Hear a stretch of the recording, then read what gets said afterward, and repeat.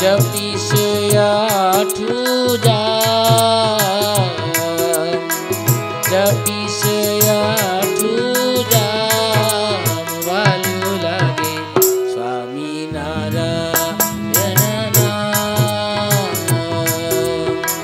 स्वामी नारायण नाम वालू लागे स्वामी नारायण नाम वालू लागे स्वामी नारायण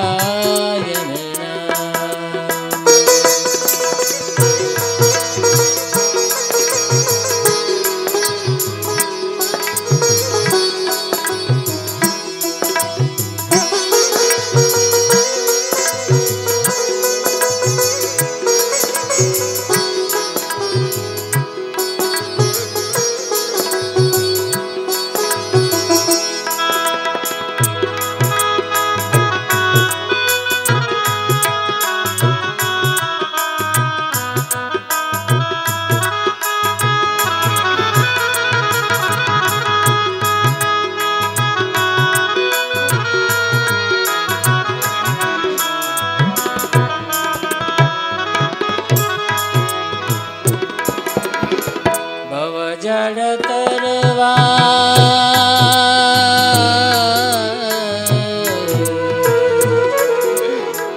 भव जड़ तरवा पार उतरवा भव जड़ तरवा पार उतरवा भव जड़ तरवा भव जड़ तरवा पार उतरवा करवानु छे मारे ठाम करवानु छे मारे ठाम वालू लागे स्वामी नारायण नाम स्वामी नारायण नाम स्वामी नारायण नाम वालू लागे स्वामी नारायण नाम वालू लागे स्वामी नारायण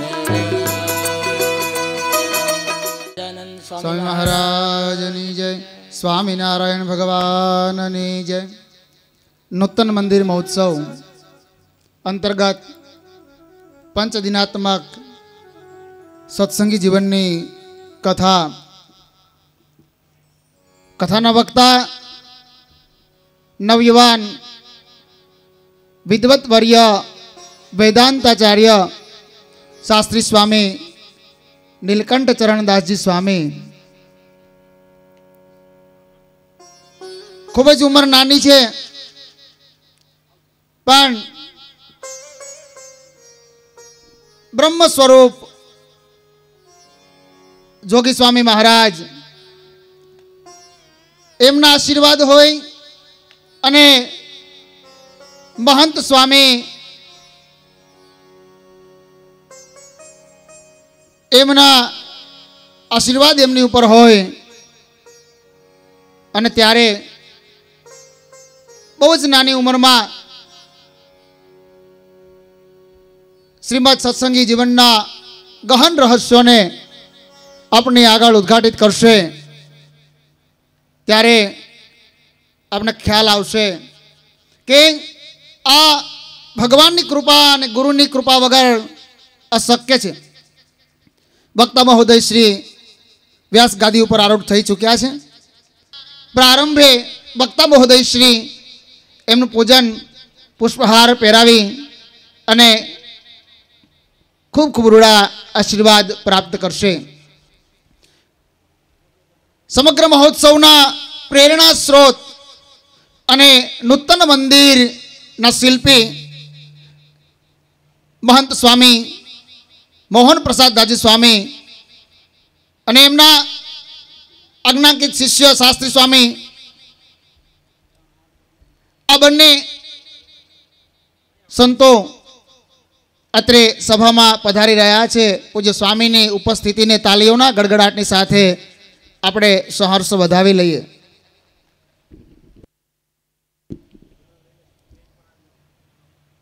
પીપલાણાની પવિત્ર અને પાવનકારી ભૂમિ 7 વર્ષની વન વિચરણની યાત્રા 11 વર્ષની નાની ઉંમરે ઘર છોડી અને પીપલાણાના પાદરમાં જ્યારે પધાર્યા, સંવંત 1856 શ્રાવણ વદ ચતુર્થીનો એ દિવસ, 18 વર્ષની કિશોર અને કુમળી અવસ્થા, જવું છે દ્વારિકા અને પીપલાણાની ભૂમિમાંથી પસાર થાય. રામાનંદ સ્વામીનું એ વખતનું ચાલતું સદાવ્રત નરસિંહ મહેતા એના ઘરે જ્યારે નીલકંઠ બ્રહ્મચારી જાય છે, ઘેરે બહેનો હતા અને જઈને વાત કરી કે મારે કંઈક આરોગવું છે. એટલે કહ્યું કે વર્ણિરાજ થોડી વાર બેસો તો તમને ગરમ રસોઈ બનાવીને જમાડીએ. મહારાજે કહ્યું અમારે બહુ ઉતાવળ છે, તૈયાર કાંઈ હોય તો લાવો. અને તૈયાર કંઈ જ નથી આવું કહ્યું ત્યારે નીલકંઠ વર્ણી એ ચાલતા થાય છે અને નરસિંહ મહેતાને જ્યારે ખબર પડી કે વર્ણી ઘરેથી જેમાં વગરના ગયા છે, પોતાના પુત્રને કહ્યું કે જાઓ એ વર્ણીને લઈને આવો. એ પિતાનો આજ્ઞાંકિત પુત્ર વર્ણિરાજની આડા ઉભા રહીને કહ્યું કે વર્ણિરાજ મારા ઘેરે ભોજન લઈને તમે જાઓ. વર્ણિરાજે કહ્યું કે અમારે ઉતાવળ છે. પહેલા એ કહ્યું કે હું જવા નહીં દઉં ને કા તમારે મને સાથે લઈ જવો પડે. કેમ? તો કે મારા પિતાની આજ્ઞા મને રોકે છે. પૂજ્ય સ્વામી આપને કથાનું શ્રવણ કરાવશે. તો હવે માઇક્રોફોનની ગતિ નવયુવાન વિદ્વાન ब्रह्मनिष्ठ वक्ता महोदय शास्त्री स्वामी नीलकंठ चरणदाजी स्वामी की ओर अस्तु. जय स्वामिनारायण. अहम हरे तव पादेकमूले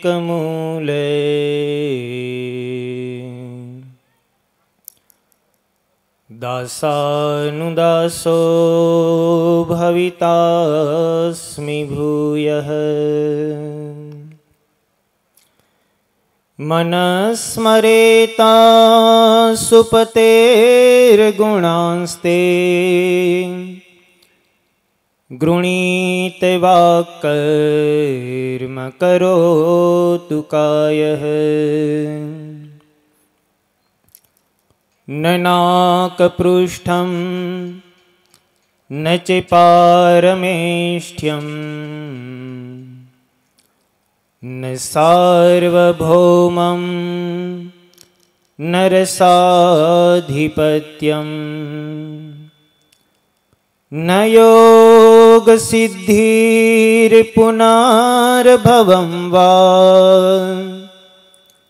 समञ्जसत्वा विरहैकांक्षे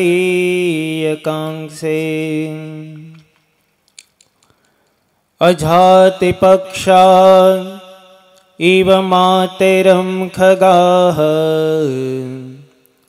स्तन्यं यथावत् सतराक्षुधार्था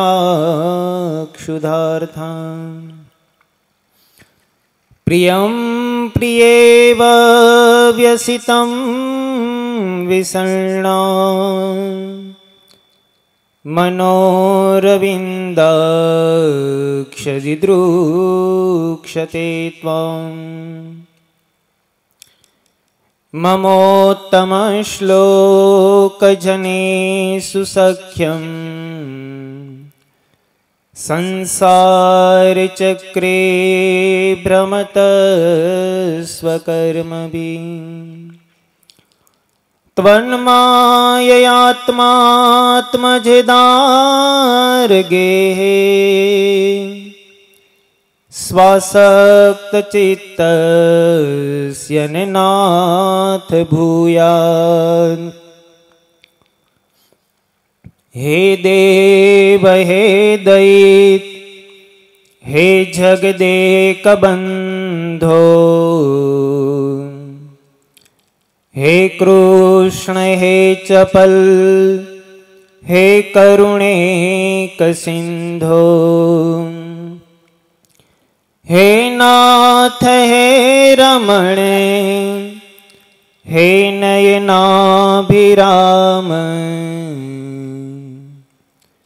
आहा कदानु भवितासि पदं दृशोर्मि वर्णिवेशरमणीयदर्शनं मन्दहासरुचिराननाम्बुजम्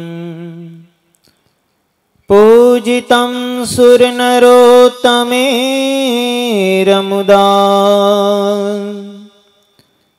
धर्मनन्दनमहं विचिन्तये।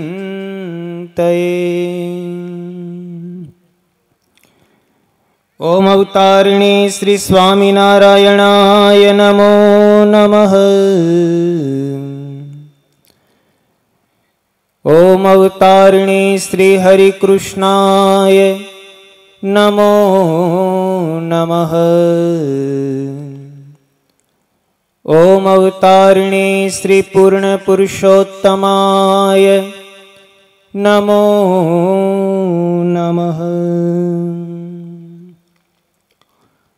वंदो सहजानंदरसरूप अनुपम सारने रे लोल ओ सहजानंदरसरूप अनुपम सारने रे लोल जेने भजता छूटे फंद करे भव पारने रे लोल जेने भजता छूटे फंद करे भव पारने रे लोल समरू प्रगट रूप सुख धाम अनुपम नाम ने रे लोल समरू प्रगट रूप सुख धाम अनुपम सारने रे लोल जेने भव ब्रह्मादिक देव भजेत जी कामने रे लोल जेने भव ब्रह्मादिक देव भजेत जी कामने रे लोल जे हरि अक्षर ब्रह्म आधार के पार कोई न बलहे रे लोल अक्षर ब्रह्म आधार के पार कोई नवल है रे लोल जेने से सहस्र मुख गाय निगमनेति कहे रे लोल जेने से सहस्र निगमनेति कहे रे लोल वर्णौ सुंदर रूपायनुप जुगल चरणे नमी रे लोल वर्णौ सुंदर रूपायनुप जुगल चरणे नमी रे लोल नख सिख प्रेम सखी नाथ रहो उर्मारमी रे लोल नख सिख प्रेम सखी नाथ रहो उर्मारमी रे लोल नख सिख प्रेम सखी नाथ रहो उर्मारमी रे लोल प्रेम सखी नाथ रहो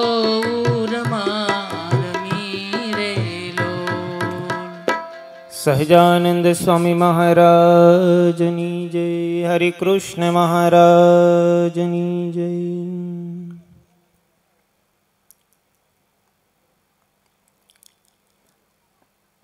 सर्वावतारी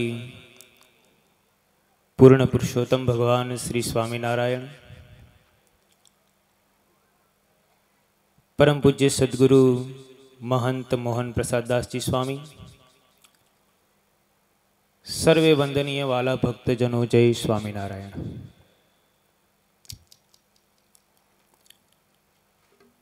आज पीपलाणा धाम ने आंगणे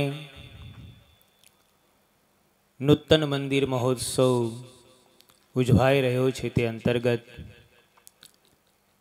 श्रीमद सत्संगी जीवन ग्रंथनी कथानु आपणे श्रवण करी रह्या छे।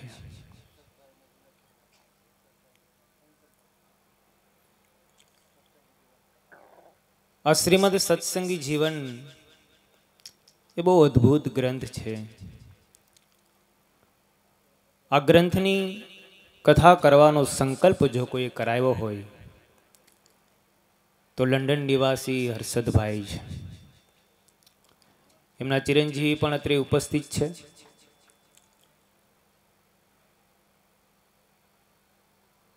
शास्त्रों अनेक प्रकारना है पण सत्संगी जीवन ग्रंथ ए स्वयं पूर्ण पुरुषोत्तम नारायणनी हयाती में बनेलो ग्रंथ है। श्रीमद भागवत एमनी अंदर पण भगवानना चरित्रोनुं ज वर्णन है। रामायण जेवो ग्रंथ होय तो एमां पण भगवानना चरित्रो छे, पण ए बधा ग्रंथो भगवान अंतर्ध्यान थया पछी लखायेला छे। पण एक आ सत्संगी जीवन ग्रंथ एवो छे कि जे ग्रंथ पूर्ण पुरुषोत्तम नारायण पृथ्वी पर मनुष्याकृति धारण करीने पधार्या होय अने एमनी हयाती में बनेलो होय अने ए पण भगवान स्वामीनारायणे स्वयं पोते जेमनु प्रूफ करेलो होय एवो जो कोई ग्रंथ होय ने तो आ सत्संगी जीवन ग्रंथ है। सद्गुरु सतानंद स्वामीए आ ग्रंथनी खूब अद्भुत रचना करी है। आम तो आ ग्रंथ धर्मग्रंथ तरीके कहेवाय छे, पण भगवानना चरित्रोनुं भारोभार एमां वर्णन छे। आवो आ रमणीय अने सर्वशास्त्रोपकारी सर्वशास्त्रों उपरी एवो आ ग्रंथ एमनुं आपणे श्रवण करी रह्या छे। सतानंद स्वामी आ सत्संगी जीवन ग्रंथना शुभारंभ में मंगलाचरण लखता कहे छे, श्री कृष्णाय नमस्तस्मै यह साक्षात् धर्मनंदनः भुवि भूत्वा हरत्यंत स्तमस्तमैवांशुमान्।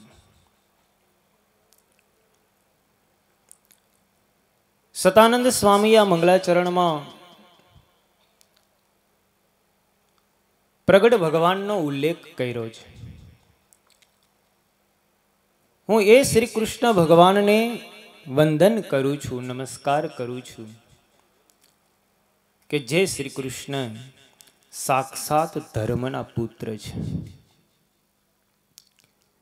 ए धर्मनंदन ए भक्ति नंदन एवा श्री हरिनु हूँ वंदन करूँ छू। ए श्री हरि केवा छे? जेवी रीते सूर्य होय ए सूर्यनो उदय ज्यारे थाय त्यारे समग्र भूमंडल मांथी अंधकार निवृत्ति लईने जतो रहे, अंधकार दूर थई जाय। एज प्रमाणे श्री हरिनु आ भूमंडल उपर अवतरण थयुं अने अधर्म छे ए नष्टप्राय थई गयो। अंतः शत्रु ने जो कोई नाश करवा होय તો એમના માટે ભગવાન શ્રી હરિનું ચરણ એ સમાન બીજું કોઈ સાધન ન હોઈ શકે. પૂર્ણ પુરુષોત્તમ નારાયણના ચરણારવિંદમાં જ્યારે મન નિમગ્ન થાય ત્યારે જ ઇન્દ્રિયો અંતઃકરણના રાગ છે એ નિવૃત્ત થાય છે. એ ધર્મનંદન શ્રી હરિનું ધ્યાન કરી સતાનંદ સ્વામી એ ધર્મનંદન કેવા છે, એના લક્ષણો કેવા છે, એના ગુણ કેવા છે, એની ઓળખ આપતો બીજો શ્લોક લખે છે. નરાકૃતિ પરમ બ્રહ્મ સ્થિતો યો અક્ષરધામની નિર્ગુણો નિર્વિકારશ્ચ સચ્ચિદાનંદ લક્ષણ. એ ભગવાન કેવા છે? જે ધર્મનંદન તો છે, પણ એ ધર્મનંદન અક્ષરધામની, જેમનું નિવાસ સ્થાન અક્ષરધામ છે, જે પરમ બ્રહ્મ છે, બ્રહ્મના પણ ઉપરી છે, અને એ જ પાછા નરાકૃતિ છે. મનુષ્ય શરીર ધારણ કરીને આવેલા છે. પોતાની સામે જે પ્રત્યક્ષ સ્વરૂપ છે એ પ્રત્યક્ષ સ્વરૂપની પોતે વંદના કરે છે. પરોક્ષની વંદના તો દરેક કરે, પણ જે પ્રત્યક્ષ સ્વરૂપની વંદના કરે છે ને એની સમાન બીજો કોઈ ન હોઈ શકે. નરાકૃતિ ધારણ કરેલી હોય એની અંદર દિવ્યતાનું દર્શન થવું ને એ તો કોઈક એકાંતિક સત્પુરુષના યોગમાં આવેલા હોય ને એમને જ થાય છે, બાકી બીજાને થતું નથી. એને નિર્ગુણ ત્યારે જ સમજી શકાય છે, એને નિર્વિકાર ત્યારે જ સમજી શકાય છે જ્યારે એમની ઉપર કોઈક મોટા સંતની દ્રષ્ટિ પડી હોય. પ્રત્યક્ષ સ્વરૂપની ઓળખાણ, પ્રત્યક્ષ સ્વરૂપને જે ઓળખે છે ને એના સંબંધ વગર થતી જ નથી. સતાનંદ સ્વામીએ આ સત્સંગી જીવન ગ્રંથની અંદર મંગલાચરણમાં પરોક્ષ સ્વરૂપનું નહીં પણ પ્રત્યક્ષ સ્વરૂપની વંદના કરી છે.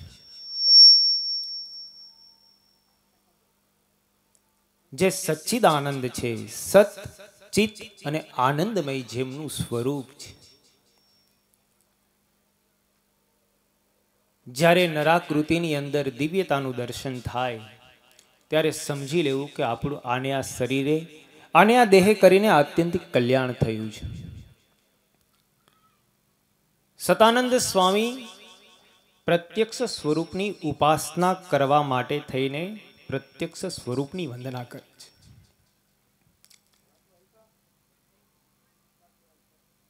કેટલા સરસ બધા વિશેષણો સતાનંદ સ્વામીએ લખેલા છે. નરાકૃતિ હોય અને પાછું નિર્વિકાર અને નિર્ગુણ પણ હોય. મનુષ્ય શરીર જ્યારે ધારણ કરે છે ત્યારે પંચતત્વનું હોય, પણ એ પંચતત્વ રૂપે રહેલું સાકાર સ્વરૂપ, એમાં નિર્ગુણત્વનું દર્શન ક્યારે થાય? આ એક મુદ્દો બહુ સમજવા જેવો છે. નિર્વિકાર અને નિર્ગુણ આ બંને શબ્દો એવા છે જે નિરાકાર સ્વરૂપમાં એકદમ ઘટી જાય છે,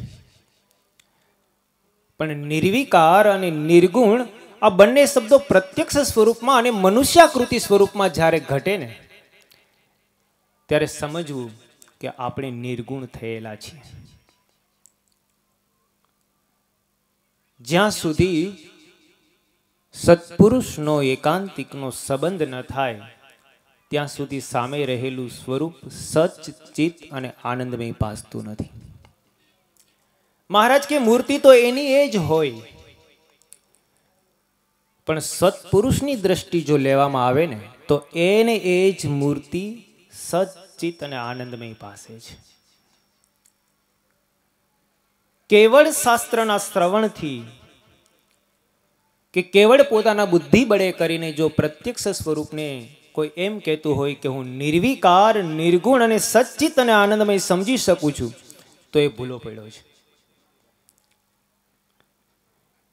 એ પ્રત્યક્ષ સ્વરૂપ તો કેવળ ને કેવળ એકાંતિકના સમાગમથી જ થાય છે.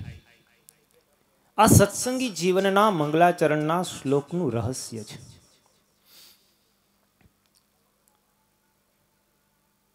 એ સતાનંદ સ્વામીએ સામે રહેલા સ્વરૂપની વંદના કરી છે, નહીં કે પરોક્ષ સ્વરૂપની વંદના. શાસ્ત્ર કોઈ દિવસ, આપણે મોટે ભાગે એવું કહીએ છીએ કે શાસ્ત્ર તો પરોક્ષવાદી છે, પણ શ્રીજી મહારાજનું મંતવ્ય વચનામૃતમાં એવું પણ છે કે શાસ્ત્રને સમજાવનારો જો કોઈ હોય ને તો શાસ્ત્ર જ પ્રત્યક્ષવાદી છે. શાસ્ત્ર હંમેશા પરોક્ષ સ્વરૂપની જ વાત કરે છે, પણ એને જો સમજાવનારો કોઈ મળી જાય તો સમજી લેવું કે શાસ્ત્ર જ આપણને પ્રત્યક્ષનો માર્ગ બતાવે છે. ભાગવતજીની અંદર લખ્યું છે, સત્સંગી જીવન ગ્રંથની અંદર પણ લખ્યું છે, હરેક ગ્રંથની અંદર એમ લખેલું છે કે ભાગવતનું જો શ્રવણ કરીએ તો એમની મુક્તિ થાય. સત્સંગી જીવન ગ્રંથનું શ્રવણ કરીએ તો એમની મુક્તિ થાય. સાચી વાત છે. જો કેવળ સત્સંગી જીવન ગ્રંથ કે ભાગવત જેવા ગ્રંથનું શ્રવણ કરવાથી જ મુક્તિ થઈ જતી હોય તો પછી ગંગા નદીના કિનારે જ્યારે ધુંધુકારીનું આખ્યાનની વાત આવે છે ત્યારે ભાગવત ગ્રંથનું શ્રવણ તો ઘણાએ કર્યું હતું, પણ કલ્યાણ એકનું થયું હતું. ભાગવત ગ્રંથથી કલ્યાણ થાય એ વાત સાચી છે, પણ એના કરતા એ ભાગવત જેના જીવનમાં છે એવા સત્પુરુષના મુખેથી કથા સાંભળવામાં આવે ને તો એનું કલ્યાણ ચોક્કસ થાય. તમે એમ કહેશો કે પરીક્ષિતની મુક્તિ ભાગવતથી થઈ કે પરીક્ષિતની મુક્તિ સુખદેવજીથી થઈ? તમે કોને માનશો? તમે એમ કહેશો કે ભાગવતજીના શ્રવણથી પરીક્ષિતની મુક્તિ થઈ છે તો આપણે ભૂલા પડ્યા છીએ. પરીક્ષિતની મુક્તિ સુખદેવજીથી થઈ છે. ભાગવત જેમના જીવનમાં હોય એવા સત્પુરુષના મુખે જો શ્રવણ કરવામાં આવે ને તો શાસ્ત્ર સાર્થક બને છે. નહીતર કેવળ શાસ્ત્ર તો પરોક્ષવાદી છે, પણ સત્પુરુષના મુખે કરીને જો શાસ્ત્રને સાંભળવામાં આવે ને તો એ જ શાસ્ત્ર પ્રત્યક્ષવાદી થઈ જાય છે.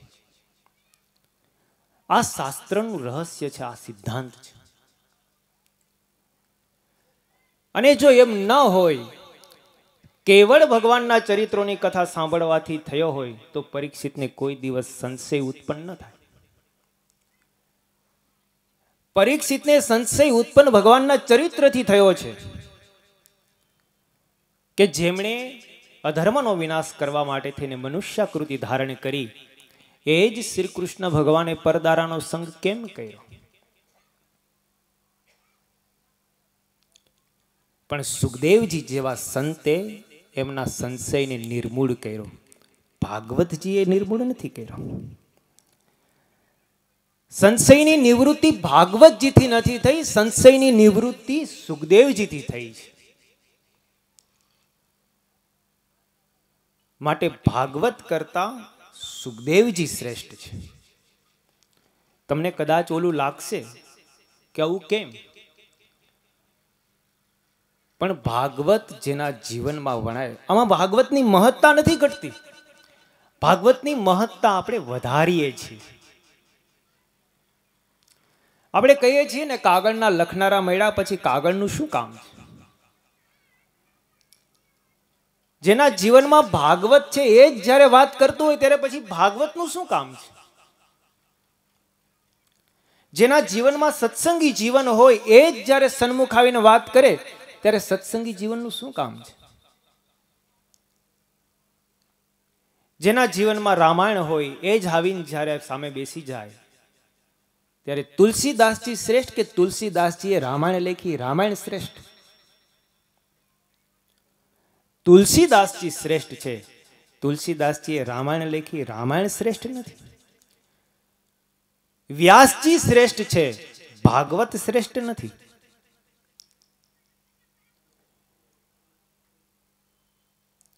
માટે ભાગવત કરતા ભાગવત પુરુષ શ્રેષ્ઠ છે. અને જો એમ ન હોય, સતાનંદ સ્વામી ન મળ્યા હોત તો આ સત્સંગી જીવન ગ્રંથની રચના થઈ હોત. સતાનંદ સ્વામીએ જો આપણને શાસ્ત્રને પ્રત્યક્ષવાદી તરફ ન લઈ ગયા હોત તો આપણે કેમ શીખી શકત? આપણે લોક વ્યવહારમાં પણ જોઈએ છીએ. આપણી પાસે 6થા ધોરણમાં, 7મા ધોરણમાં કે 8મા ધોરણમાં બાળક ભણતો હોય, પછી એમ કે હું પુસ્તકાલયમાંથી કે પછી બુક સ્ટોરમાંથી બુકો ખરીદીને મારી રીતે અભ્યાસ કરી લે તો કોઈ આગળ શીખી શકે? એમને શિક્ષક પાસે પાઠ લેવા જવો જ પડે છે. નહીતર તો બધા પાસે ગ્રંથો હોય જ છે. સત્સંગ શા માટે? સમાગમ શા માટે? સત્પુરુષનો યોગ શા માટે? આપણે ઘરે બેસીને વચનામૃતની પારાયણ કરીને કેમ બ્રહ્મરૂપ નથી થતા? શ્રીજી મહારાજે વચનામૃતમાં એવું ક્યાંય નથી લખેલું કે તમે વચનામૃતની 100 પારાયણ કરો બ્રહ્મરૂપ થઈ જશો. શ્રીજી મહારાજ વચનામૃતમાં એમ કહે છે સત્પુરુષનો સમાગમ કરો તો તમે બ્રહ્મરૂપ થશો. વચનામૃત કરતા વચનામૃતના બોલનારા શ્રેષ્ઠ છે. ભાગવત કરતા ભાગવતના લખનારા શ્રેષ્ઠ છે. અને ભાગવત જેના જીવનમાં છે એ શ્રેષ્ઠ છે. એવા સત્પુરુષ આપણને મળે તો જેવા છે એવા પરબ્રહ્મ ઓળખી શકાય. અહીંયા સરસ સતાનંદ સ્વામી લખે છે, નરાકૃતિ પરમ બ્રહ્મ સ્થિતો યો અક્ષરધામની. જે અક્ષરધામમાં રહે છે કોઈ દિવસ નરાકૃતિ હોય? પ્રશ્ન પહેલો. સંસ્કૃતના શ્લોકમાં સતાનંદ સ્વામી લખે છે નરાકૃતિ પરમ બ્રહ્મ સ્થિતો યો અક્ષરધામની. જે અક્ષરધામમાં રહે છે ને પાછા નરાકૃતિ છે. નરાકૃતિ વાળું સ્વરૂપ જ્યાં રહે છે ને ત્યાં અક્ષરધામ છે. જ્યાં અક્ષરધામ છે ત્યાં નરાકૃતિનું સ્વરૂપ હોય કે ન હોય એ વાત અલગ છે.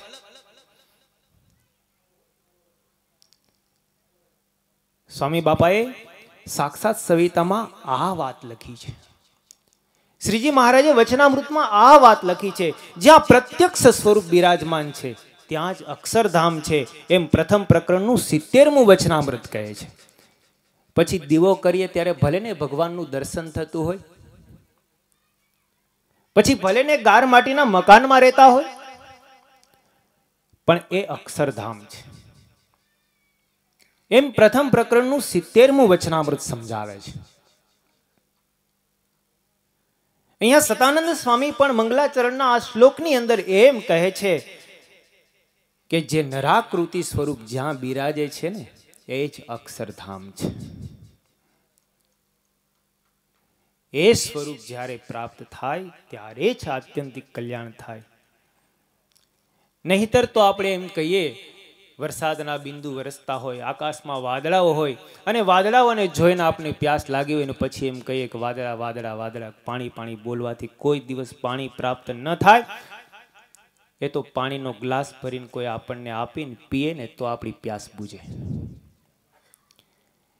એમ પ્રત્યક્ષ સ્વરૂપ જેને આપણે જોઈ શકીએ, માણી શકીએ, એને સાંભળી શકીએ, એના દર્શન કરી શકીએ, એને સ્પર્શ કરી શકીએ, એવું સ્વરૂપ જ્યાં સુધી આપણને ન મળે ને ત્યાં સુધી આપણું કોઈ દિવસ આત્યંતિક કલ્યાણ ન થાય. અહીંયા સતાનંદ સ્વામી એ સ્વરૂપની વાત કરે છે, એ સ્વરૂપનું મંગલાચરણ કરે છે. આવું સ્વરૂપ જ્યારે આપણને હાથ આવે ને ત્યારે કામ થાય. અને એ સ્વરૂપ પાછું કેવું હોય અને કેવું સમજવું જોઈએ? એ નિર્ગુણ છે. એનામાં માયાના 3 ગુણો નથી. એ રજોગુણ, તમોગુણ અને સત્વગુણથી પર છે, અને એ પાછું સગુણ પણ છે, જેનામાં એક પણ માયાનો ગુણ નથી, માટે એ સગુણ છે. એનામાં અનંત કલ્યાણકારી ગુણો રહેલા છે, માટે એ સગુણ છે. એ નિર્વિકાર છે, એમને કોઈ પ્રકારનો વિકાર સ્પર્શી શકતો નથી. એ વિકારની અંદર રહે છે તો પણ વિકારને કાપી નાખે છે. એ ઝાડ કાતરની માછલી જેવું સ્વરૂપ છે. એ માયામાં આવે ને તો માયાને પણ બ્રહ્મરૂપ કરી નાખે છે. આવું સ્વરૂપ આપણને મળે ને તો કામ થાય. સતાનંદ સ્વામી એ સ્વરૂપની અહીંયા વંદના કરે છે, એ સ્વરૂપનું અહીંયા ધ્યાન ધરે છે. ત્યાર પછી સતાનંદ સ્વામી આ ગ્રંથની નિર્વિઘ્ન સમાપ્તિ માટે થઈને ગણપતિની વંદના કરે છે. વાંછિતાર્થ પ્રદઃ શ્રીમાન વિઘ્નૌ દલન ક્ષમઃ શ્રી ગણેશ સદા મેસ્તુ શ્રી કૃષ્ણાવતાર શ્રેય. સદગુરુ સતાનંદ સ્વામીએ આ ગ્રંથની સમાપ્તિ નિર્વિઘ્ન રીતે પૂર્ણ થાય માટે ગણપતિની સ્તુતિ કરી છે. ઈષ્ટદેવ ભગવાન શ્રી હરિની આજ્ઞાથી સદગુરુ સતાનંદ સ્વામી આ સત્સંગી જીવન ગ્રંથની રચના કરી છે. આ ગ્રંથ ભગવાન શ્રી હરિના લીલા ચરિત્રોથી સભર છે, અતિ સુંદર છે. આ ગ્રંથની અંદર 8 સત્શાસ્ત્રનો સાર ભરેલો છે. સર્વશાસ્ત્રનું જે રહસ્ય છે એ રહસ્ય સતાનંદ સ્વામી આ ગ્રંથની અંદર ઠાલવી દીધું છે. આ ગ્રંથ સમગ્ર વેદોનો સારભૂત છે. એકાંતિક ધર્મનું સ્પષ્ટપણે આ ગ્રંથની અંદર પ્રતિપાદન થયેલું છે. જે એકાંતિક ધર્મના અનુષ્ઠાનથી જીવાત્માની ભવબંધનમાંથી તત્કાળ મુક્તિ થઈ જાય છે. આ ગ્રંથ મનુષ્યોને માટે ભવસાગર રૂપ છે. ભવસાગર તરવા માટે થઈને જેમ નૌકાની જરૂર પડે એમ આ સંસાર સાગરને તરવા માટે થઈને આ સત્સંગી જીવન એક નૌકા સમાન છે. આ ગ્રંથ સત્પુરુષોને સેવવા યોગ્ય છે. આ ગ્રંથ મનુષ્યોના પાપના પુંજને નષ્ટ કરનારો છે. કલીના દોષને દૂર કરવા માટે થઈને આ ગ્રંથનું શ્રવણ અત્યંત આવશ્યક છે. સદગુરુ સતાનંદ સ્વામી આ ગ્રંથના પ્રારંભની અંદર આ ગ્રંથના વક્તાનું જીવન ચરિત્ર વર્ણવે છે. સતાનંદ સ્વામી લખે છે, પુણ્યમ ભુવિ કુરુક્ષેત્રમ ધર્મ વૃદ્ધિમ અભિપ્સુભિ સેવ્યમાનમ સુમતિભીર વર્ષે ભવતી ભારતે. સતાનંદ સ્વામી આ ગ્રંથના વક્તા અને પોતાના શિષ્ય એવા સૌરત મુનિનું જીવન ચરિત્ર લખે છે. એ સૌરત મુનિનું બીજું નામ સ્વરૂપાનંદ સ્વામી છે. બહુ મહાન સમર્થ સંત, અખંડ ભગવાનમાં જેમની વૃત્તિ જોડાયેલી રહે છે. કુરુક્ષેત્રની અંદર જેમનો પ્રાદુર્ભાવ થયો છે. નાનપણથી જ પરમાત્મામાં એમની વૃત્તિઓ સદાને માટે ચોટેલી રહેતી. એ જ્યારે જ્યારે પૂજા કરવા માટે બેસતા ત્યારે ત્યારે પ્રત્યક્ષ શ્રી કૃષ્ણ ભગવાન એમની સન્મુખ બેસતા અને સ્વરૂપાનંદ સ્વામી પ્રત્યક્ષ રૂપે બેઠેલા પોતાની સામે રહેલા સ્વરૂપની પૂજા કરતા. ત્રિકાળ જ્ઞાની હતા. ભૂત ભવિષ્ય અને વર્તમાન કાળનું એમને જ્ઞાન હતું. સતાનંદ સ્વામીના એ શિષ્ય થયા છે અને સતાનંદ સ્વામીની આજ્ઞાથી જ અનેક જીવાત્માઓનું કલ્યાણ કરવા માટે થઈને ભૂમંડળ ઉપર વિચરે છે. એ સુવ્રત મુનિ વિચરણ કરતા કરતા ગુજરાતને પસાર કરીને મધ્યપ્રદેશની અંદર આવ્યા છે. એક રાજ્યની અંદર એમણે પ્રવેશ કર્યો છે. એ રાજ્યમાં અત્યંત દુકાળ હતો. પશુ પક્ષીઓ મૃત્યુ પામવા લાગ્યા. રાજા અત્યંત અકળાઈ ગયો છે. સુવ્રત મુનિએ એ રાજ્યની અંદર પ્રવેશ કર્યો.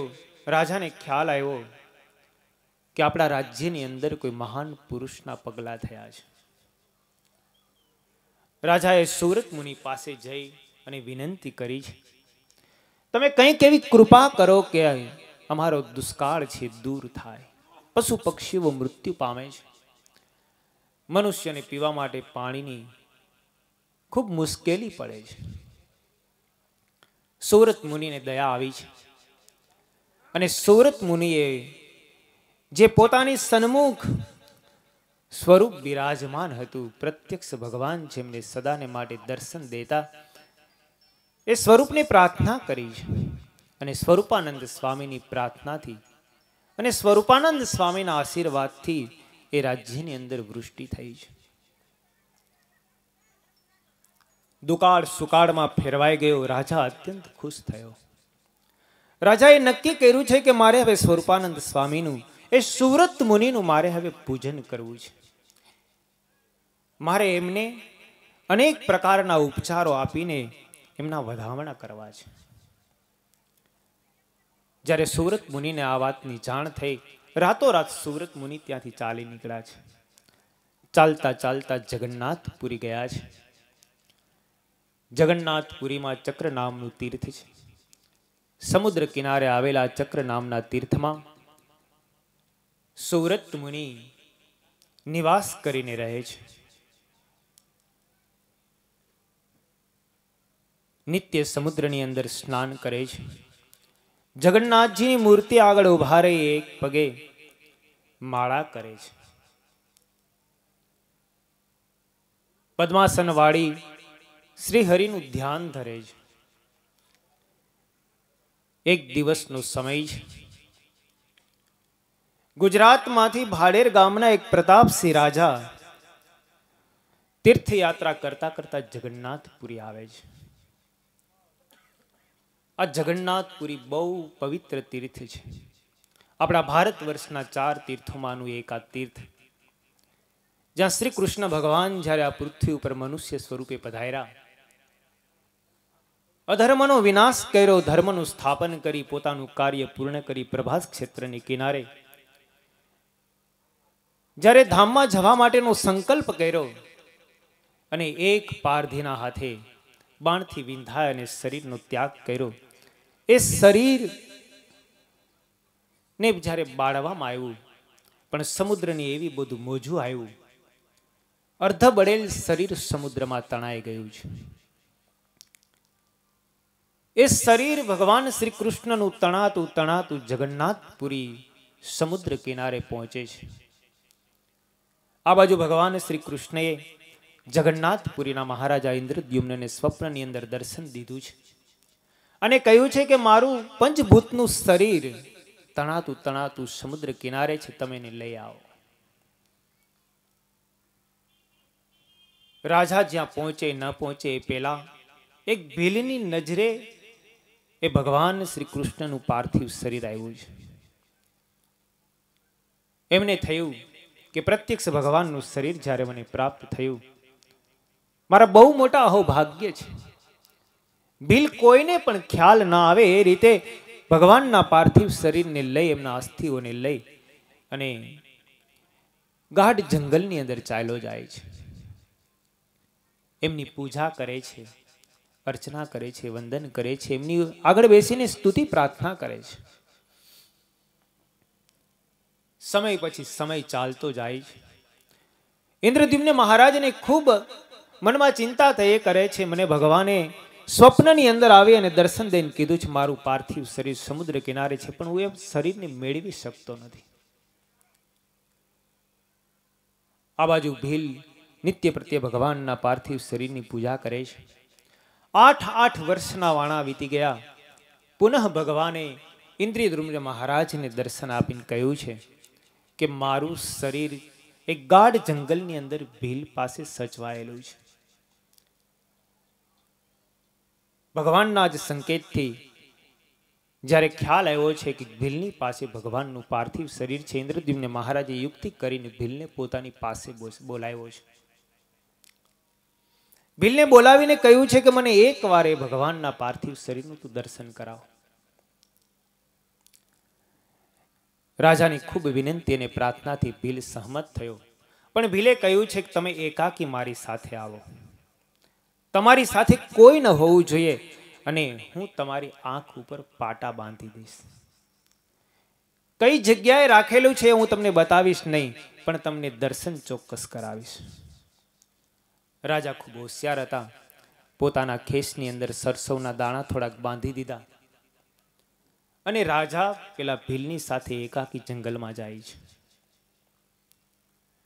માર્ગની અંદર રાજાએ એવી રીતે સરસવના દાણા બાંધ્યા કે માર્ગની અંદર બધા વેરાતા જાય. વેરાતા વેરાતા જ્યારે ગાઢ જંગલની અંદર પહોંચે છે, જે જગ્યાએ ભગવાનનું પાર્થિવ શરીર રહેલું છે એ જગ્યાએ ભીલ લઈ ગયો. રાજાની આંખ ઉપરથી પટ્ટી હટાવી ઇન્દ્રદ્યુમ્ન મહારાજે ભગવાન શ્રી કૃષ્ણના પાર્થિવ શરીરના દર્શન કર્યા છે. પુનઃ ભીલે પટ્ટી બાંધી દીધી, જંગલની બહાર લાવ્યા. સમય જતા ચોમાસું આવ્યું અને જ્યારે વૃષ્ટિ થઈ ત્યારે સરસવના દાણા જે વેરાયેલા હતા ને એ પલ્લવિત થયા, વૃક્ષ રૂપે પરિણમિત થયા. અને રાજાએ એ સરસવના છોડને સહારે સહારે ભીલ સુધી પહોંચી ગયો અને ભીલ પાસેથી ભગવાન શ્રી કૃષ્ણના પાર્થિવ શરીરને મેળવી લીધું. ભીલને ખૂબ અસંતોષ થયો,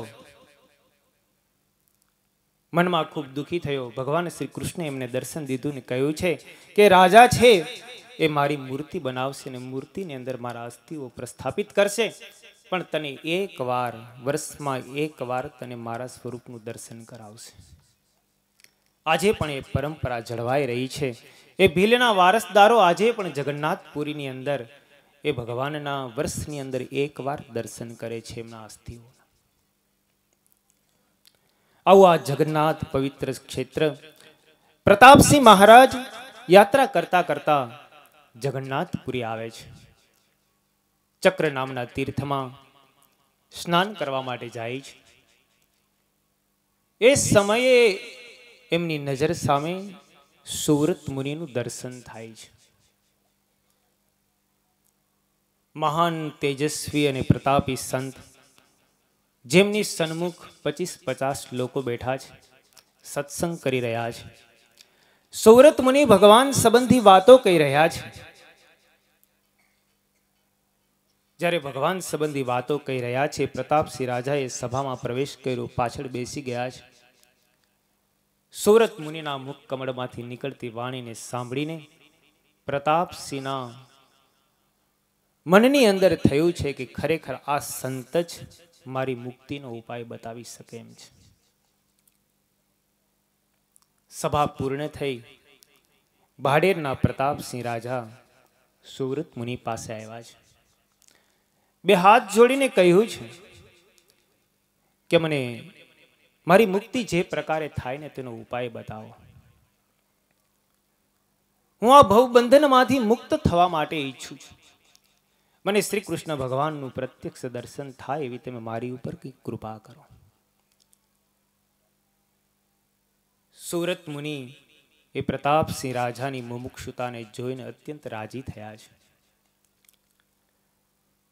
સુવ્રત મુનિએ કહ્યું છે કે તમારે જો પ્રત્યક્ષ શ્રી કૃષ્ણના દર્શન કરવા હોય ને તો તેમની 9 પ્રકારે ભક્તિ કરો. જગન્નાથ સ્વરૂપે બિરાજમાન ભગવાન દ્વારકાધીશની ભક્તિ કરવાથી તમારી આત્યંતિક મુક્તિ થશે. આવી વાત સુવ્રત મુનિએ પ્રતાપસિંહને કરી છે. પછી તો પ્રતાપસિંહ મહારાજ સુવ્રત મુનિની પાસે રહે છે. શ્રી કૃષ્ણ પરમાત્માની ભક્તિથી પ્રતાપસિંહ રાજાની બુદ્ધિ વિશુદ્ધ બની છે. સુવ્રત મુનિ પ્રત્યક્ષ શ્રી કૃષ્ણ પરમાત્માની સેવા કરે છે એવા પ્રતાપસિંહ મહારાજાને દર્શન થયા છે. બે હાથ જોડીને સુવ્રત મુનિને વિનંતી કરી છે કે હે મુનિવર, જે રીતે તમે પ્રત્યક્ષ શ્રી કૃષ્ણ ભગવાનની સેવા કરો છો અને ભગવાન તમારી પ્રત્યક્ષ રૂપે સેવા સ્વીકારે છે ને એ પ્રમાણે મારી સેવા સ્વીકારે એવું કંઈક કૃપા કરીને મને વરદાન આપો.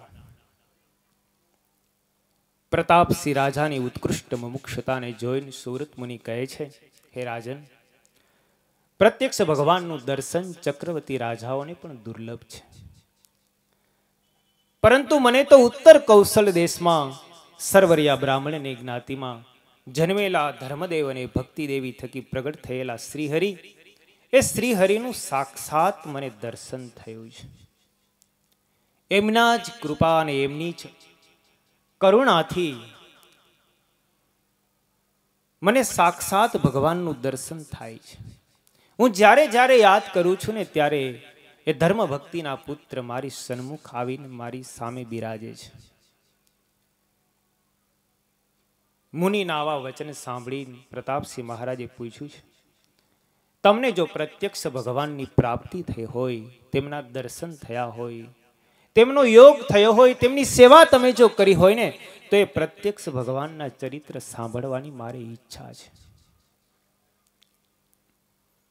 પ્રતાપસિંહ મહારાજના આવા વચનો સાંભળીને સુરત મુનિ અત્યંત પ્રસન્ન થયા છે અને પ્રતાપસિંહ મહારાજને ભગવાનના ચરિત્રો સાંભળવાને માટે તત્પર થયા છે. સુરત મુનિએ જેમનું પ્રત્યક્ષ અને સાક્ષાતપણે દર્શન થયું છે, જેમનો સહયોગ પ્રાપ્ત થયો છે, એ શ્રી હરિના ચરિત્રોનું શ્રવણ કરાવતા પહેલા શ્રી હરિની જ વંદના કરી છે. સતતમ નિજ મૂર્તિ ચિંતિકા નામ અધિક શ્વેત મનોહર પ્રકાશે હૃદય દર્શિત રમ્ય દિવ્ય રૂપમ ભગવંતમ તમહમ હરિમ નમામિ. સતત નિજ મૂર્તિ ચિંતિકા નામ, પોતાની મૂર્તિનું ચિંતન જે કરી રહ્યા છે એવા ભગવત ભક્તો ઉપર જેમની અત્યંત કરુણા છે, જે શ્વેત અને મનોહર પ્રકાશની અંદર બિરાજમાન છે, જે દર્શિત રમ્ય દિવ્ય રૂપમ, જેમનું દર્શન અત્યંત રમણીય અને દિવ્ય છે, એવા ભગવાન શ્રી હરિનો હું નમસ્કાર કરું છું.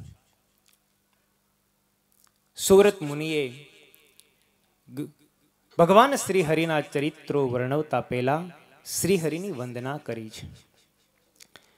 શ્રી હરિની વંદના કર્યા પછી જેમના થકી શ્રી હરિના ચરિત્રો પ્રાપ્ત થયા છે એવા ગુરુની વંદના કરે છે. વૈરાગ્ય વેગ પરિહાત સમેન્દ્રિયાર્થમ વિષ્ણુ પ્રસાદ સમિતાખિલ યોગ સિદ્ધિમ કૃષ્ણાંઘ્રયુગ્મપાસનમ બલાપ્ત દૃઢાત્મનિષ્ઠમ તમ વિષ્ણુ દત્ત તનયમ સ્વગુરુમ નમામિ. મારા ગુરુ એવા વિષ્ણુ દત્તના પુત્ર સતાનંદને હું વંદના કરું છું. એ વિષ્ણુ દત્તના પુત્ર સતાનંદ કેવા છે? વૈરાગ્ય વેગ પરિહાત સમેન્દ્રિયાર્થમ, વૈરાગ્યના વેગથી જીતાયેલા છે, જેમના સમગ્ર ઇન્દ્રિયોના વિષયો, એવા મારા ગુરુ સતાનંદની હું વંદના કરું છું. જેમણે વિષ્ણુની કૃપાથી, વિષ્ણુના પ્રસાદથી સમસ્ત યોગની સિદ્ધિઓ પ્રાપ્ત થઈ છે, એવા સતાનંદ મુનિને હું નમસ્કાર કરું છું. શ્રી કૃષ્ણ ભગવાનના ચરણારવિંદની ઉપાસનાના બલથી જેમને દ્રઢ આત્મનિષ્ઠા પ્રાપ્ત થઈ છે, એવા મારા ગુરુ સતાનંદ સ્વામીની હું વંદના કરું છું. શ્રી હરિની વંદના કર્યા પછી જ્યારે પોતાના ગુરુ સતાનંદ સ્વામીની વંદના કરી એટલે પ્રતાપસિંહ રાજાએ તરત જ પૂછ્યું કે હે મુનિવર, તમારા ગુરુ કોણ હતા? કોસૌ સતાનંદ મુનિ ક્વજાતઃ કસ્ય વા પુછુતઃ કથમ ચાપ્રિણયત વિષ્ણુમ ક્વેદમ વ્યચરયત સચ. જ્યારે પ્રતાપસિંહ મહારાજે પ્રશ્ન પૂછ્યો છે, હે મુનિ, એ સતાનંદ સ્વામી કોણ હતા? તેમની જન્મભૂમિ કઈ હતી? તે કોના પુત્ર હતા? તેમણે શ્રી હરિને કયા સાધનથી પ્રસન્ન કર્યા છે? અને તેમણે સત્સંગી જીવન ગ્રંથની રચના કયા સ્થળમાં રહીને કરી છે? આટલા પ્રશ્નો પ્રતાપસિંહ મહારાજે પૂછ્યા છે. જ્યારે જીવનની અંદર મુમુક્ષુતા જાગે, ત્યારે કોઈક સાચો સદગુરુ મળી જ જાય છે. પાત્રતા હંમેશા પોતાનામાં હોવી જોઈએ. જ્યાં સુધી પોતાનામાં પાત્રતા આવતી નથી ને ત્યાં સુધી તેમને સદગુરુનું સાનિધ્ય પણ પ્રાપ્ત થતું નથી. સદગુરુ કદાચ મહાન હોય, સમર્થ હોય, પણ જો આપણામાં પાત્રતા જ ન હોય તો એ સદગુરુની કરુણા પણ કોઈ કામમાં આવતી નથી. માટે સદગુરુની કરુણા કાયમી માટે ટકી રહે અને સદગુરુની કરુણા આપણે ફલીભૂત થાય એટલા માટે થઈને આપણે પાત્રતા કેળવી જ રહી. અહીંયા પ્રતાપસિંહની એટલી બધી પાત્રતા છે, એટલી બધી મુમુક્ષુતા છે, મુક્તિને પ્રાપ્ત કરવાની એમની એટલી બધી ઉત્કંઠા છે, એટલા માટે થઈને એક એક વાતની એકદમ ઝીણવટપૂર્વક પ્રશ્ન પૂછીને પોતાના ગુરુ સુવ્રત મુનિ પાસેથી એમના રહસ્યોને ઉદ્ઘાટિત કરવા માટેની તમન્ના જગાડે છે. સતાનંદ સ્વામીના જીવન વિશેનો જ્યારે પ્રશ્ન પ્રતાપસિંહ મહારાજે પૂછ્યો છે ત્યારે સુવ્રત મુનિ કહે છે, મારા ગુરુ સતાનંદ સ્વામી એમનું પ્રાગટ્ય મિથિલા નગરીની અંદર થયું છે. એમના પિતાનું નામ વિષ્ણુદત્ત હતું.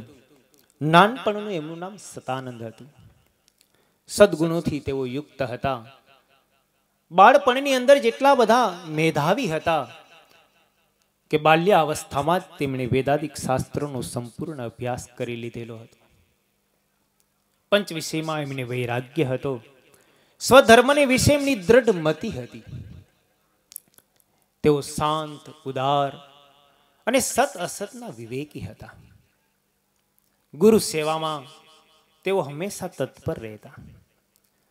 સંસારના બંધનોમાંથી મુક્ત થવાની તેમની ઈચ્છા સદાને માટે રહ્યા કરતી હતી. એક દિવસ શાસ્ત્ર અધ્યયન કરતા કરતા તેમણે પંચમ સ્કંદનું અધ્યયન કરી રહ્યા છે. પંચમ સ્કંદનું અધ્યયન કરતા કરતા ભરતખંડના મહારાજા, ભરતખંડના રાજાધિરાજ નરનારાયણ ભગવાન વિશેની કથા સાંભળી છે. ખ્યાલ આવ્યો છે કે ભારત વર્ષના મહારાજા કોઈ હોય તો એ નરનારાયણ ભગવાન છે અને જેમનું નિવાસ સ્થાન બદ્રિકાશ્રમ છે. સતાનંદ સ્વામીએ મનમાં વિચાર કર્યો છે કે મારે ભગવાનનું પ્રત્યક્ષ દર્શન કરવું છે. એ ભગવાનને મેળવવા માટે થઈને ઘરનો ત્યાગ કરીને બદ્રિકાશ્રમની યાત્રાએ નીકળ્યા છે. તીર્થયાત્રાળુઓની સાથે તેઓ જતા સમયાંતરે બદ્રિકાશ્રમ પહોંચ્યા છે. વિષ્ણુપદી નામની ભાગીરથી ગંગા, પાવનકારી નારદ કુંડ, તપ્ત કુંડ, ઉર્વશી સંગમ, નારસિંહ નારદી વગેરે 5 શિલાઓનું દર્શન કરીને વૈશાખ શુક્લ ત્રીજને દિવસે બદ્રિકાશ્રમમાં અર્ચા સ્વરૂપે બિરાજમાન એવા નરનારાયણ ભગવાનના દર્શન કર્યા છે. મૂર્તિ રૂપે બિરાજમાન ભગવાનના દર્શન કરીને સતાનંદ કૃતકૃત્ય થયા. મનમાં નક્કી કર્યું હવે તો આ મૂર્તિની સામે બેસીને જ મારે આરાધના કરવી છે. સતાનંદ તેમણે આરાધના શરૂ કરી છે. વૈશાખ સુધી ત્રીજથી લઈ અને 6 માસ પર્યંત સુધી નરનારાયણ ભગવાનની અર્ચા સ્વરૂપે બિરાજમાન મૂર્તિ સન્મુખ બેસીને સતાનંદ સ્વામીએ આરાધના કરી. પ્રબોધિની એકાદશીના દિવસે રાત્રિના સમયે ભગવાનનું સાક્ષાત દર્શન થયું છે. નરનારાયણ ભગવાનનું જ્યારે સાક્ષાત દર્શન થયું, સતાનંદે ઉઠી અને તરત જ સાષ્ટાંગ દંડવત પ્રણામ કર્યા છે. 2 હાથ જોડીને સ્તુતિ કરી છે. શ્રી વાસુદેવ સર્વ મુમુક્ષુ લોક ક્ષેમાય નિર્જર ઋષિ કરુણા નિધિસ્ત્વમ આકલ્પ્ય ચરસી તીવ્ર તપાંસિતમ ત્વામ નારાયણમ મુનિવરમ બદ્રીશમીડે. હે બદ્રીપતિ નારાયણ, હું તમારી સ્તુતિ કરું છું, તમારી પ્રાર્થના કરું છું. હું સદા તમારી સેવામાં રહેવા માંગુ છું. તમે તો કરુણાના નિધાન છો. સર્વ મુમુક્ષુઓને તમે મોક્ષ પ્રદાન કરનારા છો. તમારું તપોમય શરીર છે અને તમે જે તપ કરો છો ને એ તો તમારા ભક્તને માટે થઈને કરો છો. તમારી ભક્ત ઉપર ખૂબ કરુણા રહેલી છે. હે ભક્ત વત્સલ ભગવાન, હું સદા તમારી સેવામાં રહેવા માટે ઈચ્છું છું. નરનારાયણ ભગવાનની જ્યારે આ પ્રમાણે સતાનંદે સ્તુતિ કરી છે ત્યારે સતાનંદે કહ્યું છે, તમારે મારી પાસે રહેવાની કોઈ જરૂર નથી. ભગવાન નારાયણ ઋષિ કહે છે, અત્યારે કૌશળ દેશની અંદર ધર્મ ભક્તિથી પ્રગટેલા શ્રીહરિ મનુષ્ય સ્વરૂપે પાંચાળ દેશની અંદર બિરાજમાન છે. એ ભગવાનની પાસે તમે જાઓ અને ભગવાનની સેવા કરો. નરનારાયણ ભગવાને સાક્ષાત સતાનંદને પૃથ્વી ઉપર બિરાજમાન શ્રી હરિની ઓળખાણ કરાવી છે.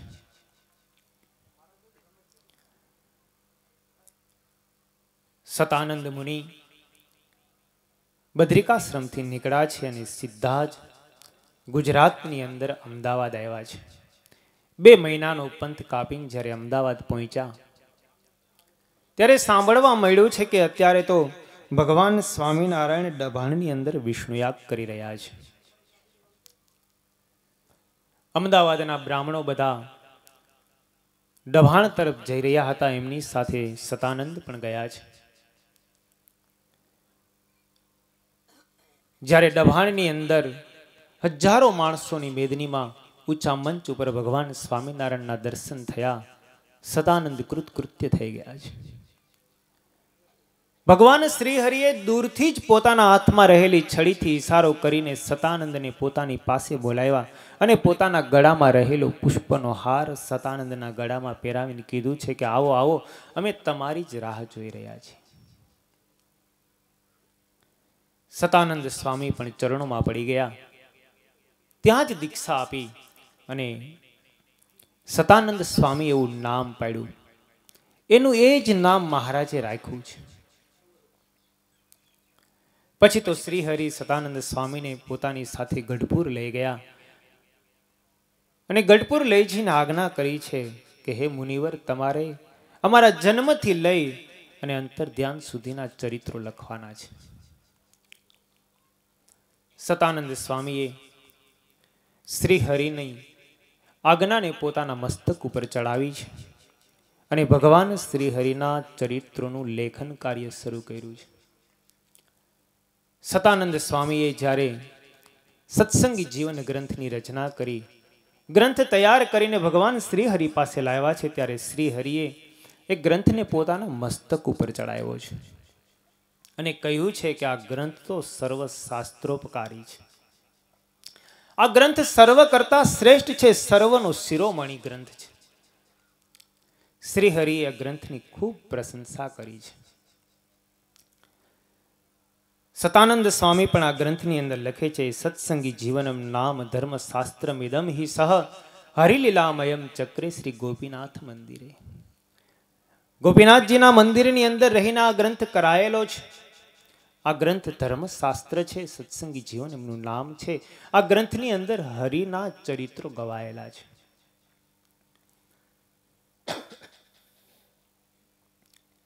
ગ્રંથમાં શુભારંભની અંદર સતાનંદ મુનિ પણ ભગવાન શ્રી હરિની સ્તુતિ કરે છે. એ ગ્રંથનો જ્યારે શુભારંભ થઈ રહ્યો છે ત્યારે સતાનંદ સ્વામી સર્વપ્રથમ લખે છે, પાતુમ ધર્મમાં ધર્મમુત્ખલયિતુમ શ્રી ભક્તિ ધર્માંગતો જાતા યોત્તર કૌશલેષુ વિબુધાનંદાય સધર્મિણી. સતાનંદ સ્વામી આ મંગલાચરણની અંદર શ્રી હરિની વંદના કરે છે. શ્રીમદ ચંદન પુષ્પહાર રૂચયે શુભ્રાંશુકે બિભ્રતે તસ્મૈ શ્રી ગુરુવે નમસ્તુ હરયે નારાયણાર્ષયે. એકાંતિક ધર્મની રક્ષા અને અધર્મનો વિનાશને અર્થે ઉત્તર કૌશલ દેશમાં ધર્મ અને ભક્તિ દેવી થકી પ્રગટ થયેલા, યજ્ઞ પ્રવર્તનના માધ્યમથી દેવતાઓને આનંદિત કરનારા, એકાંતિક ધર્મનું પાલન કરનારા શ્રેષ્ઠ સુગંધિમાન ચંદન અને પુષ્પના હારથી શોભતા શ્વેત વસ્ત્રધારી તેમજ સર્વના ગુરુ સ્થાને બિરાજમાન એવા શ્રીહરિને હું નમસ્કાર કરું છું, એમની હું વંદના કરું છું. આ રીતે શ્રીહરિની વંદના કરીને ગ્રંથનો શુભારંભ કરે છે. ગ્રંથના પ્રારંભની અંદર સતાનંદ સ્વામી હિમાલયનું વર્ણન લખે છે. સુરતમુનિ પ્રતાપસિંહ રાજાને કહે છે કે રાજન, પૃથ્વી ઉપર ઉત્તર દિશામાં નગાધિરાજ હિમાલય નામનો પર્વત છે. વિશાળ અને ઊંચા રાજમહેલ સરખી ગુફાઓ છે. ઊંચા ચાંદીના ઢગલા જેવી શ્વેત કાંતિ, કોઈક ભાગમાં કાજળના સરખો કાળો અને કોઈક ભાગમાં રૂપે સરખો સોંપતો પહાડ, ઊંચા ઊંચા શિખરો જેમના છે અને જાણે કે આકાશને અડી રહ્યો હોય તેમ દેખાય આવે છે. કલકલ કરતા અનેક ઝરણાઓ તેમાં વહી રહ્યા છે. શબ્દના ધ્વનિ કરતી અનેક સેંકડો નદીઓ એમાંથી નીકળી છે. રાજહંસ અને સારસ પક્ષીઓ જેવા પક્ષીઓ કલરવ કરી રહ્યા છે. દેવદારુ, વરુણ, આસો પાલવ, બોરસલી, આંબા, ચંપા, મોગરો, કેળ, નારિયેળી જેવા અનેક વૃક્ષો એ હિમાલયની તળેટીમાં રહેલા છે.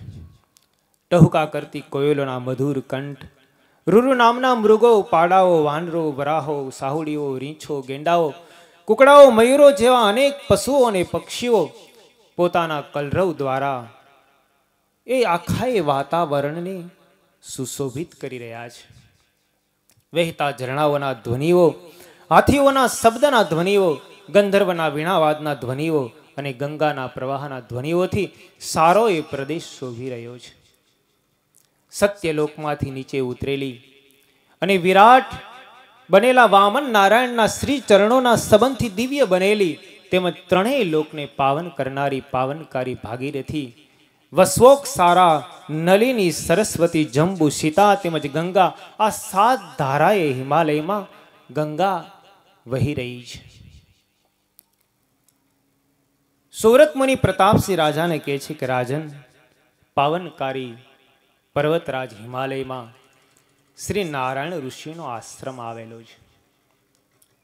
સ્વયં અક્ષરધામ જ પોતાનું મૂળ સ્વરૂપ આચ્છાદિત કરી પ્રિયતમ શ્રીહરિની સેવાને અર્થે જાણે બદ્રિકાશ્રમ સ્વરૂપે પ્રગટ થયું હોય તેમ ભાસે છે.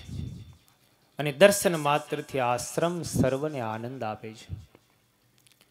આશ્રમમાં બદ્રીવુકના વૃક્ષો છે. લટકતા સુમધુર રસ અને રમણીય ફળોથી એ શોભે છે.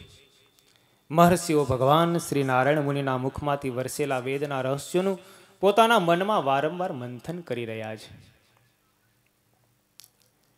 સતાનંદ સ્વામી લખે છે, સુરતમુનિ પ્રતાપસિંહ રાજાને કહે છે, મૃગરાજ મુખાશ્ચ યત્ર વૈ ગત નૈસર્ગિક દૃષ્ટ વૃત્તયઃ પસવોભિ યથા વની નિજ્જા ઋષિ વૃત્તમ દધતે વિમત્સરાહ. ભગવાન શ્રી સ્વામિનારાયણના સાનિધ્યને, ભગવાન શ્રી નરનારાયણના સાનિધ્યને કારણે અને ઋષિ મુનિઓના તપોબળના કારણે ત્યાં આશ્રમમાં રહેલા હિંસક પશુઓની વેર વૃત્તિઓ નષ્ટ થઈ ગઈ છે. કોઈ કોઈની સાથે વેર રાખતું નથી. સિંહો હાથીની સાથે, ઉંદર બિલાડાઓની સાથે, શિયાળ નોરની સાથે અને ઘુવડ કાગડાની સાથે મિત્રો જેમ રહેતા હોય એમ રહે છે. ઋષિઓના સાનિધ્યમાં રહેવાથી એ પશુ અને પક્ષીઓની વૃત્તિઓ પણ ઋષિ તુલ્ય બની ગઈ છે.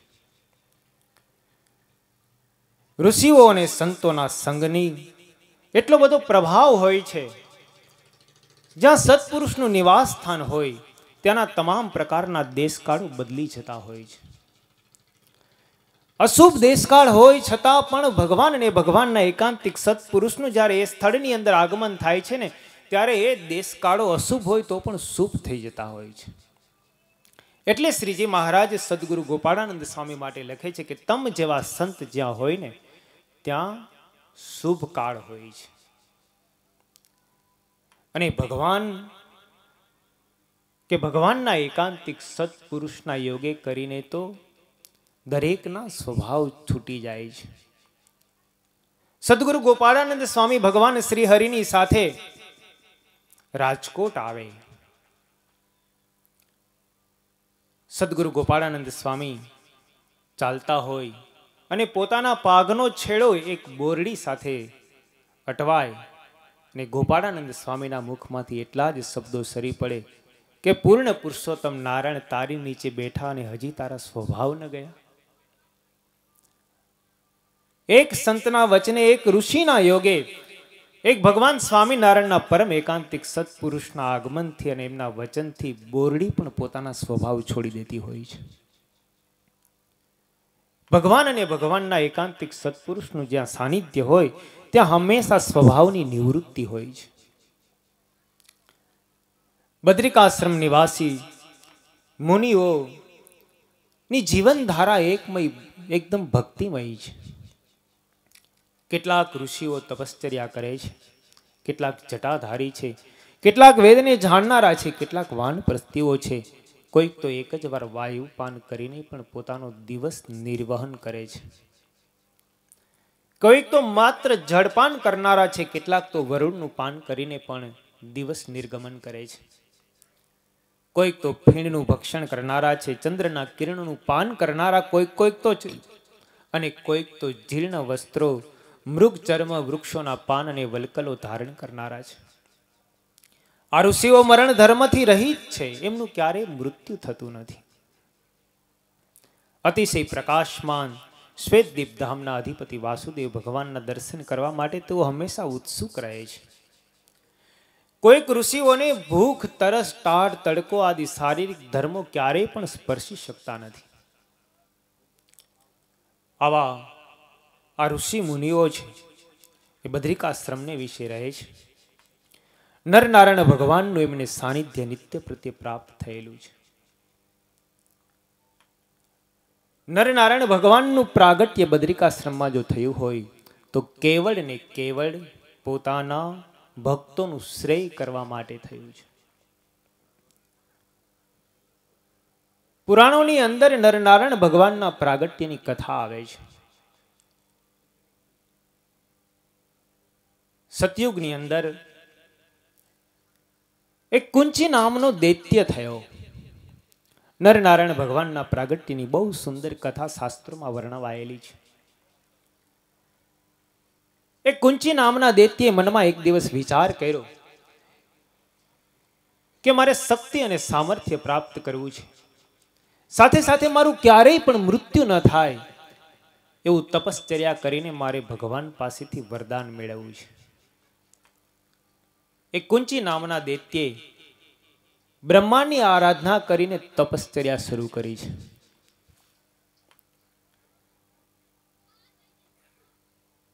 જ્યારે હજારો વર્ષો સુધી સાધના કરી, તપ કરીને બ્રહ્માજીને પ્રસન્ન કર્યા, બ્રહ્માજીએ રાજી થઈને કીધું છે કે તું માગ, જે માગીને તે આપું. આ કુંચી નામના દૈત્યએ કીધું છે કે મારું ક્યારેય પણ મૃત્યુ ન થાય ને એવું મને વરદાન આપો. બ્રહ્માજી કહે છે મારું પણ એક દિવસ મૃત્યુ નિશ્ચિત છે, તો પછી હું તને કઈ રીતે વરદાન આપી શકું તારું ક્યારેય મૃત્યુ ન થાય એમ. બ્રહ્માજી કહે છે તારું મૃત્યુ ન થાય એવું વરદાન તો હું તને ના આપી શકું, પણ તારું મૃત્યુ લાંબાવી જરૂર શકું. કોઈક એવું વ્યવધાન તું સાથે રાખ અને વ્યવધાનની સાથે હું તને વરદાન આપી શકું. આ કુંચી નામનો દૈત્ય ખૂબ બુદ્ધિમાન હતો. એમણે વિચાર કરીને બ્રહ્માજીને કીધું છે કે મને એ તો એવું વરદાન આપો કે જેમણે 1000 વર્ષ સુધી બ્રહ્મચર્ય વ્રતનું પાલન કર્યું હોય, જેમણે 1000 વર્ષ સુધી નિંદ્રા ન કરી હોય અને 1000 વર્ષ સુધી જેમણે આહાર ન લીધો હોય, એવો પુરુષ 1000 વર્ષ સુધી મારી સાથે યુદ્ધ કરે ત્યારે મારું એક બખ્તર તૂટે એવા મને 1000 બખ્તર પ્રાપ્ત થાવ, આવું મને વરદાન આપો. કેટલો બુદ્ધિશાળી આ માણસ હશે. 1000 વર્ષ સુધી જેમણે બ્રહ્મચર્ય વ્રતનું પાલન કર્યું હોય, આહાર ન કર્યો હોય, નિંદ્રા ન કરી હોય, એવો પુરુષ 1000 વર્ષ સુધી મારી સાથે યુદ્ધ કરે ત્યારે મારું એક બખ્તર તૂટે એવા 1000 બખ્તર મને પ્રાપ્ત થાવ.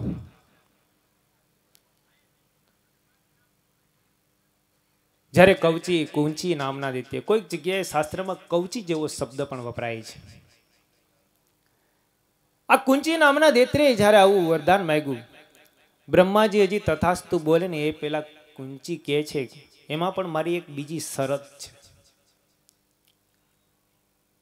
છે કે 1000 વર્ષ સુધી જેમણે આહાર ન કર્યો હોય, નિંદ્રા ન લીધી હોય, બ્રહ્મચર્ય વ્રતનું પાલન કર્યું હોય એવો પુરુષ 1000 વર્ષ સુધી મારી સાથે યુદ્ધ કરે, મારું એક બખ્તર તૂટે, પછી એનું તપ પૂર્ણ થઈ જાય. એને મારું બીજું બખ્તર જો તોડવું હોય તો પાછું એમણે 1000 વર્ષ સુધીની સાધના કરવી પડે. અને 1000 વર્ષ સુધી સાધના કરવા માટે જો એ બેસી અને 1000 વર્ષ સુધીનો ગાળો જો જાય તો મારું તૂટેલું બખ્તર પાછું સંધાઈ જાય. બ્રહ્માજી વિચારમાં પડી ગયા કે આ કેમ કરવું,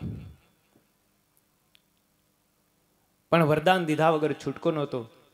બ્રહ્માજીએ તથાસ્તુ કીધું અને 1000 વર્ષ 1000 બખ્તરને પ્રાપ્ત કરી અને કુંચી એટલો બધો મદોન્મત્ત થયો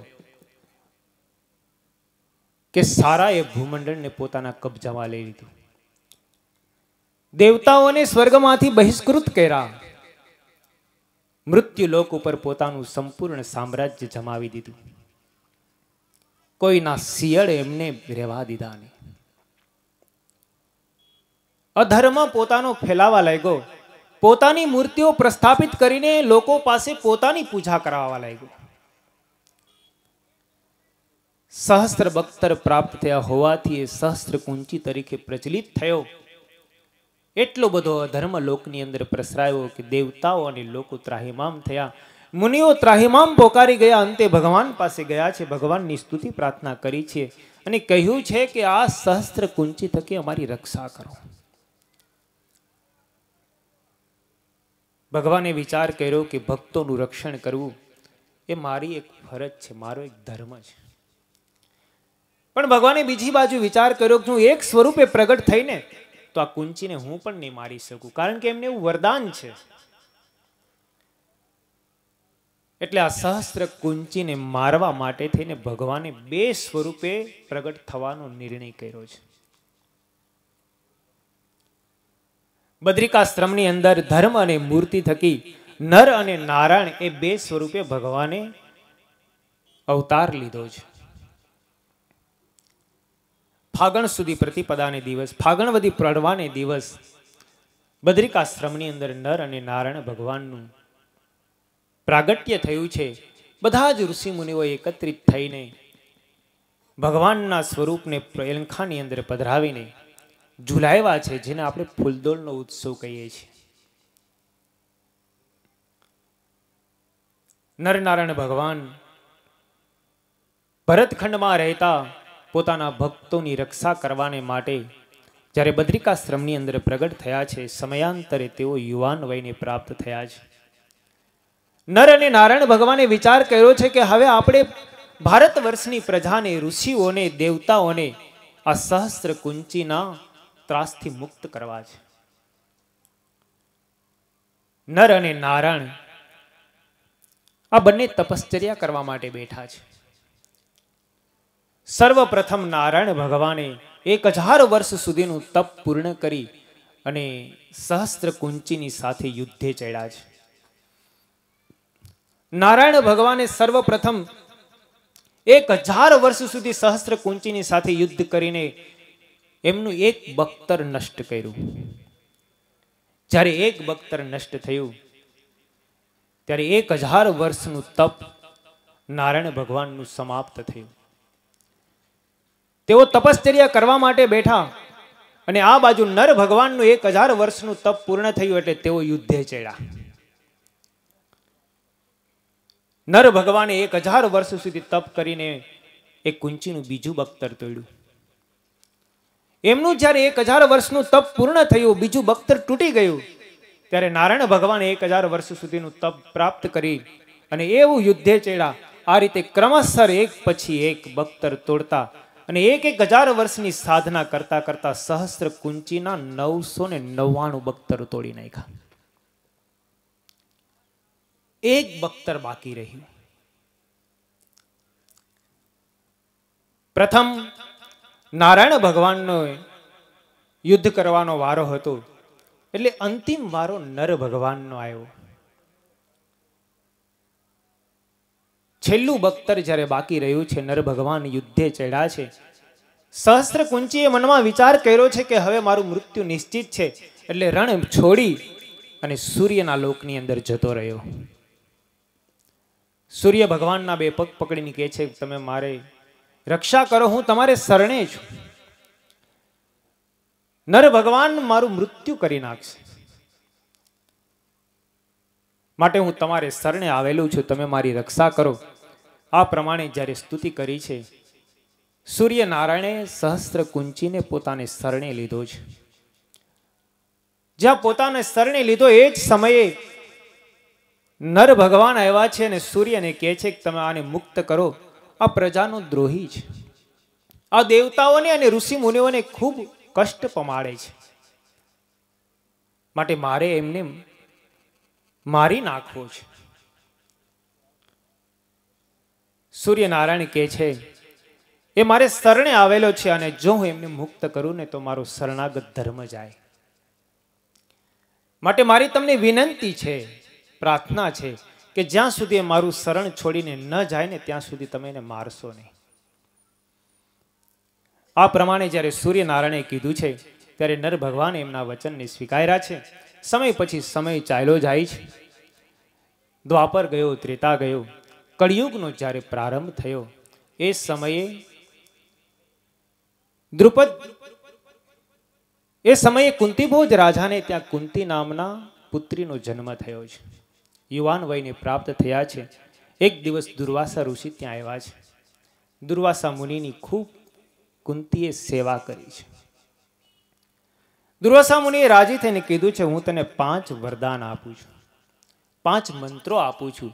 એ મંત્રોનું તું ઉચ્ચારણ કરીશ ને એટલે દેવતાઓ તારી સન્મુખ આવીને તને પુત્રનું દાન કરશે. એમને વાયુનો મંત્ર આપ્યો, સૂર્યનો મંત્ર આપ્યો, ઇન્દ્રનો મંત્ર આપ્યો, દિક્પાળનો મંત્ર આપ્યો છે. આ મંત્રો જ્યારે પ્રાપ્ત થયા ત્યારે કુંતીને ખૂબ પ્રસન્નતા પ્રાપ્ત થઈ છે. દુર્વાસા મુનિ ચાલ્યા ગયા.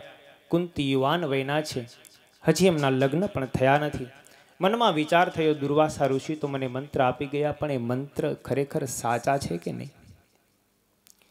પરીક્ષા કરવા માટે થઈને એકાંત સ્થળની અંદર પોતાની સખીની સાથે ગયા છે અને સૂર્યના મંત્રનું આરાધન કર્યું છે. સૂર્યના મંત્રનું જે આરાધન કર્યું એ જ સમયે સૂર્યનારાયણ પોતાના સૂર્યલોકમાંથી આવી અને મનુષ્ય સ્વરૂપ ધારણ કરીને સામે ઊભા રહ્યા. સૂર્યના દર્શન થતાની સાથે જ કુંતીને ગર્ભ રહી ગયો. શ્રીજી મહારાજે વચનામૃતની અંદર પણ આ વાતનો ઉલ્લેખ કર્યો છે. અને જ્યારે કુંતીને ગર્ભ રહ્યો, મનમાં વિચાર થયો હજી તો મારા લગ્ન થયા નથી, અને આ વાતની જાણ જો કોઈને થશે ને તો મારા પિતાની આબરૂ જશે.